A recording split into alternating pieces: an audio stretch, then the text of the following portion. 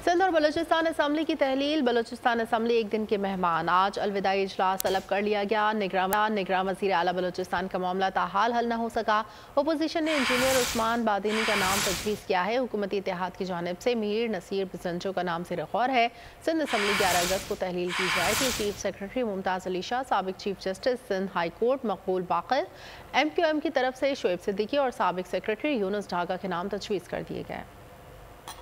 सूबाई हुकूमतों के खात्मे का वक्त करीब, बलूचिस्तान सिर्फ आज की मेहमान। सिंध असम्बली का 3 दिन बाद इख्तिताम, निगरानों पर मुशावरत जारी। बलूचिस्तान असम्बली का अलविदाई इजलास आज शाम 4 बजे होगा। निगरान वज़ीर आला का फैसला अभी तक न हो सका। अपोजिशन ने इंजीनियर उस्मान बादिनी का नाम तजवीज़ किया है। हुकूमती इत्तेहाद की जानिब से मीर नसीर बजिंजो का नाम ज़ेर गौर है। रिटायर्ड ब्यूरोक्रेट शब्बीर मैंगल का नाम भी निगरान वज़ीर आला के लिए तजवीज़ किया गया है। सिंध असम्बली 11 अगस्त को तहलील की जाएगी। फैसला हो गया। वज़ीर आला सिंध 9 और 10 अगस्त को काबीना के आखिरी इजलास की सदारत करेंगे। सिंध में निगरान सेटअप मुशावरत का अमल जारी है। वज़ीर आला सिंध मुराद अली शाह और सीनियर वज़रा निगरान सेटअप पर आसिफ अली जरदारी और बिलावल भुट्टो जरदारी को राय देंगे। हुकूमत की जानिब से साबिक चीफ सेक्रेटरी मुमताज़ अली शाह, साबिक chief justice Sindh high court Maqbool Baqar के नाम तजवीज़ किए गए हैं। MQM की तरफ से शोएब सिद्दीकी और साबिक सेक्रेटरी यूनुस ढाका का नाम तजवीज़ किए गए हैं।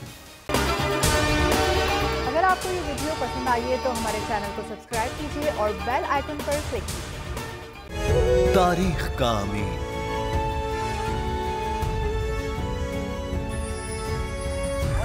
आजादी की अलामत,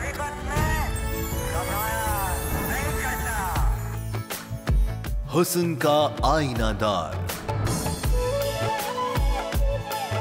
फिक्र नजरिए की अक्कास,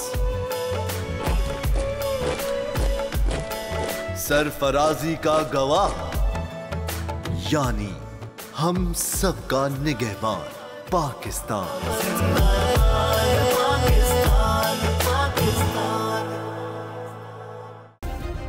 सब्सक्राइब करें और बेल दबाएं ताकि कोई खबर रह न जाए।